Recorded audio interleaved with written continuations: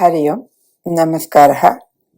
आरो सूर्य श्रोतॄणां कृते स्वागतम्।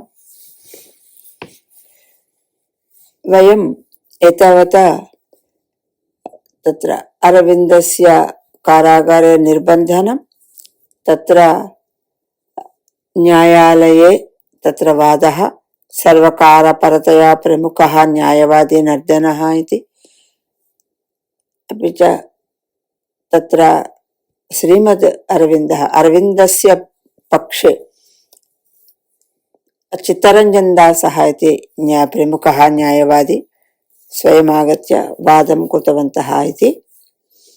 तत्र बीच्क्राफ्ट् इति तत्र यः न्यायाधीशः जड्ज् यः आसीत्, सः पूर्वं यदा इंग्लैंड देशे अरविन्दः अध्ययनं कृतवान् तदा तस्य सहाध्यायी एव आसीत् इति। अतः इदानीम् एवं सः न्यायाधीशः अस्ति। अत्र दोष आरोपणे कारागारे बन्धितवान् इति कारणात् तत्र अरविन्दः अस्ति।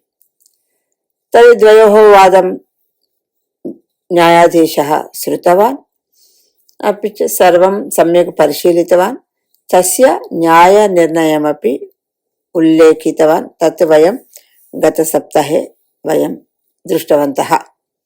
तत्र निरपराधेषु यः दोषं निरूपयितुं सर्वकारः न शक्तः, तस्य उपरि दोषः इति किमपि न दृश्यते इति तं स्वतन्त्रं कृतवन्तः अरविन्दम् इति।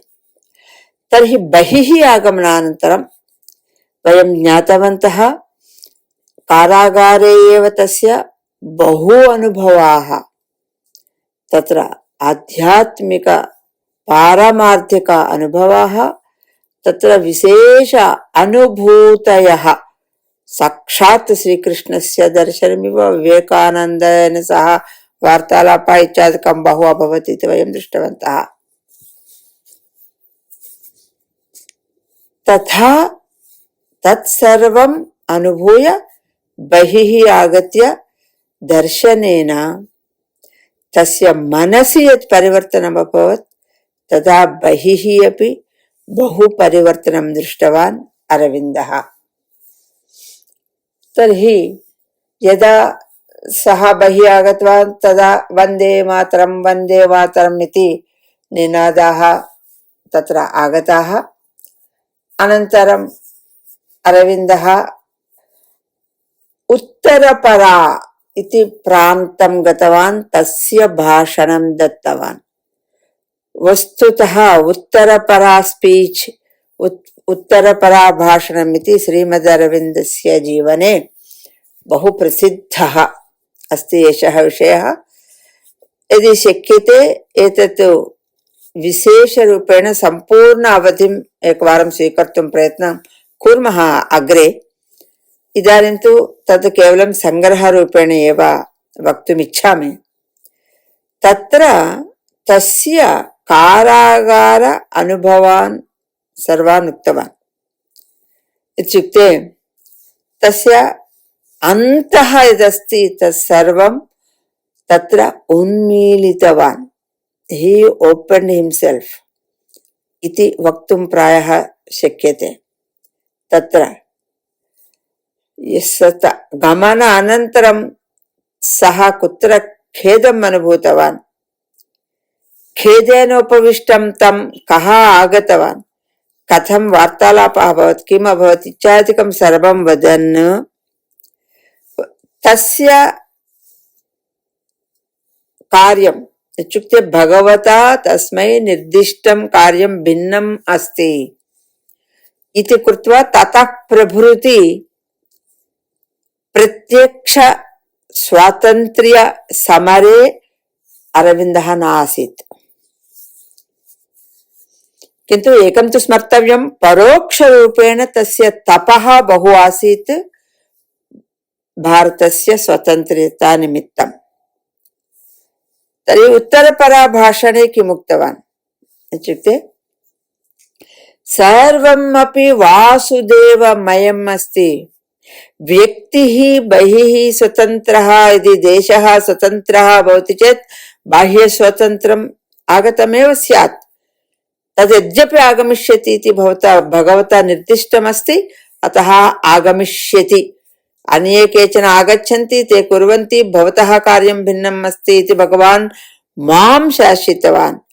तर्हि मम कार्यं किम् इत्युक्ते, स्वातन्त्र्यप्राप्ति अनन्तरं भारतीयानां चिन्तनं कथं भवेत्, न केवलं भारते विश्वस्य मानवजातेः चिन्तनं कथं भवेत्, किमिति चिन्तयेयुः, कथं तेषां जीवनं स्वीकरणीयं, जीवनस्य ध्येयः कः। यदि केवलं भगवान् एव जीवनध्येयः इति वदति तर्हि कथं तत् ज्ञातव्यं, कथं तत् प्राप्तव्यम् इत्यादिकं सर्वमपि सुस्पष्टम् उक्तवान्। तत् कथम् इति सामान्यमानवः अपि यथा अवगच्छेत् तथा वक्तुं, साधनां कर्तुं, कारयितुं च मम दायित्वमस्ति इति तत्र उक्तवान्। इदानीम् एतानि वचनानि अपि अहं न वदन्नस्मि, भगवान् मत्तः वाचयन् अस्ति इति अहम् अनुभवन्नस्मि, सः एव वाचयति। एतान् विषयान् सर्वान् भवन्तः जानन्तु इति भगवान् अपेक्षते, तस्य इच्छा अस्ति।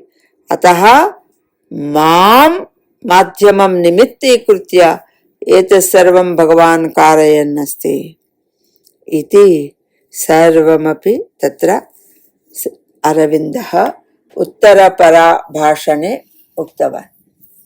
तर्हि उत्तरपराकारागारे तत् उत्तरपरातः आगत्य तस्य भाषणानन्तरं तत्र अग्रे कुत्र गतवान्, किम् अभवत् इत्यादिकं यदि अत्र वयं किञ्चित् ज्ञातुं प्रयत्नं कुर्मः।